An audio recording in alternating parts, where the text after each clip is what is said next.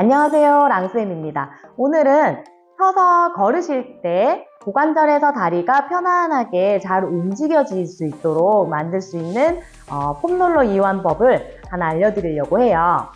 다리가 고관절에서 잘 움직이고 평상시 보폭보다 조금 더 움직일 수 있도록 가동 범위를 조금 더 만들어줄 수 있다면 반대로 올라붙는 골반 주변을 싸고 있는 코어 근육이 저항을 잘 받을 수 있겠죠. 그래서 코어 근육이 활성화가 되고 코어 근육이 조금 더 자극받을 수 있도록 만들 수 있어요. 우리가 그냥 걷기만 해도 코어 근육 자극할 수 있다, 제가 알려드렸었죠.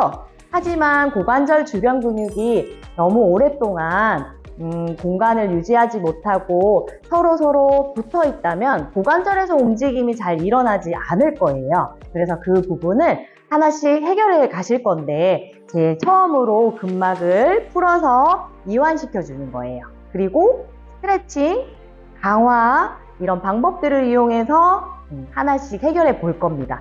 자, 오늘은 폼롤러를 이용해서 고관절,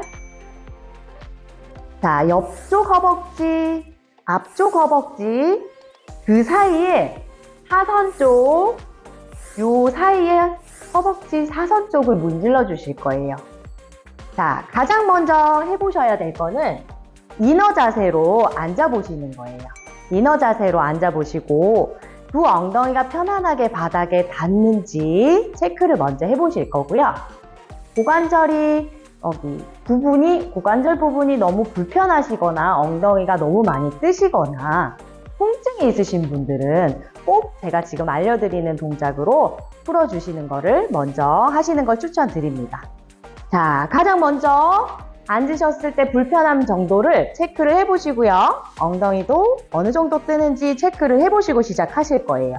자, 허벅지 앞쪽 아니고 옆쪽 아니고 사선 부분에 대실 거고요. 그 부분을 계속 유지하시면서 문질러 주실 거예요.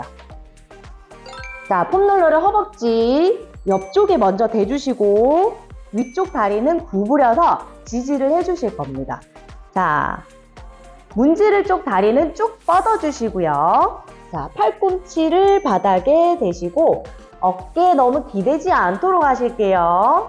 천천히 허벅지 앞쪽 사선 방향으로 방향을 맞추시고 천천히 움직이셔야 되세요.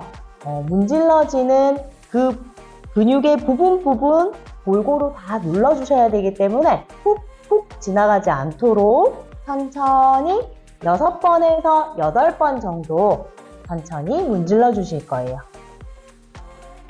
자, 문질러 주시고 2cm 정도 내리셔가지고 똑같이 문질러 주실 거예요. 자, 문질러 주실 때 문지르고 있는 다리가 이렇게 회전이 일어나거나 무릎이 굽혀지지 않도록 주의해 주시고요. 자, 어느 부분까지 2cm씩 내려주시냐면요.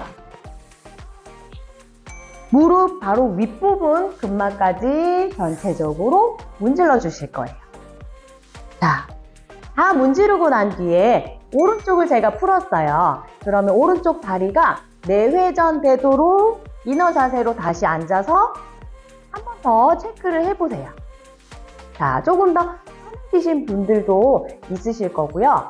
한 번 문질러서 바로 해결이 안 되시는 분들도 있으실 거예요. 하지만 꾸준히 계속 문질러 주신다면 이완이 되실 거고 고관절에 근육들이 이렇게 긴장하고 있던 근육들이 전체적으로 조금 이완이 되실 거예요. 이완이 된 상태에서 앞으로 제가 강화 운동, 허벅지 근육과 엉덩이, 코어 근육을 서로 각자의 기능대로 움직일 수 있도록 강화시키는 운동들로 서로 기능을 살려준다면 고관절의 공간을 다시 만들어줄 수 있어요. 그러면 우리가 걸을 때 그리고 가볍게 조깅할 때 다리가 편안하게 바닥을 밀면서 잘 움직여지겠죠. 그러면 골반을 싸고 있는 근육들, 코어 근육들은 반대로 저항을 받아서 활성화도 되고 자극을 제대로 받을 수 있답니다. 자, 폼롤러를 이용해서 꼭 걷기 운동 하시기 전에 풀어주시면 좋고요. 운동 시작하시기 전에도 풀어주시면 좋고 운동 끝나고 난 뒤에도 문질러 주시면 좋으세요. 도움이 되시니까 꼭 천천히 하루에 많은 것을 하려고 하시면 계속 유지하기가 힘드실 거예요. 그래서 하루에 한 가지라도 정확하게 시간 내셔가지고 10분 아니면 5분이라도 시간을 내셔서 꾸준히 해주시는 게 중요합니다. 자, 꼭 따라 해보시고요. 자, 다음에 또 만나요.